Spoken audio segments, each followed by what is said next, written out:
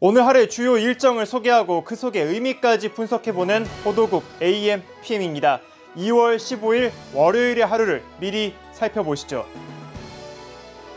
오전 10시 2월 임시국회 본회의가 시작합니다. 오늘 교섭단체 대표 연설을 시작으로 19일과 23일에는 안건 처리를 위한 본회의가 예정돼 있습니다.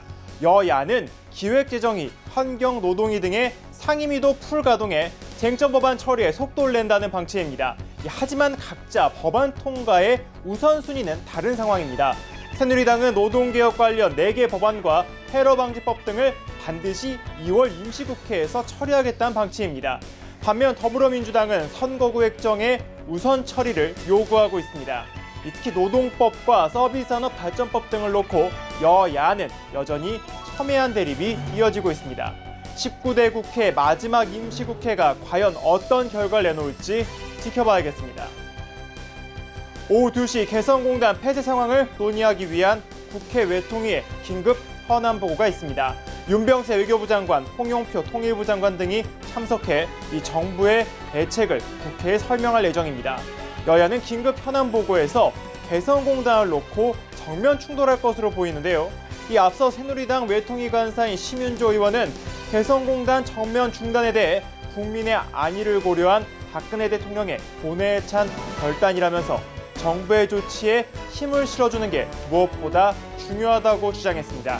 하지만 더불어민주당 외통위 간사인 심재권 의원은 남북관계가 파탄 일보 직전까지 갔다면서 국민을 대신해 정부 조치의 문제와 보완점은 없는지 따질 것이라고 밝혔습니다.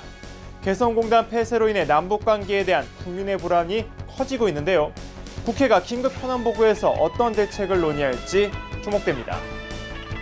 비슷한 시간 대리기사 폭행 혐의로 기소된 김현 더불어민주당 의원에 대한 1심 선고 공판이 진행됩니다. 재판에서는 김병건 세월호 가족대책위 전 위원장 등 세월호 유가족에 대한 선고도 함께 나올 예정입니다. 이 앞서 재판부는 지난 1일 선고를 내릴 예정이었으나 신중한 검토를 위해 판결을 유보한 바 있습니다. 이들은 재작년 9월 영등포구 여의도의 거리에서 대리운전을 거부하고 다른 곳으로 가려던 대리기사와 시비가 붙어 폭행하다 이를 말린 행인 2명에게도 주먹을 휘두른 혐의로 기소됐습니다. 검찰은 김 의원에게 징역 1년을 구형했는데요. 검찰은 김 의원에 대해 시민에 대한 집단 폭행을 유발하는 상해를 방치하는 등 죄가 가볍지 않다고 밝혔습니다. 김 의원은 최후 진술에서 모두에게 죄송하다며 유가족에게 관대한 판결을 내려달라고 호소했습니다. 김현 의원은 지난 3일 경기 안산 단원갑 지원구에 이 출마 선언을 했는데요. 이번 판결이 김 의원에게 어떤 영향을 줄지 관심이 쏠립니다. 오후 5시 대한체육회와 국민생활체육회가 창립총회를 열고 통합체육회로 재탄생합니다. 1991년 이후 분리됐던 엘리트 스포츠와 생활체육이 25년 만에 한 지붕 아래로 모이는 것입니다. 이번 통합은 한국 스포츠계의 해묵은 과제였습니다. 하지만 이 과정이 쉽지가 않았습니다.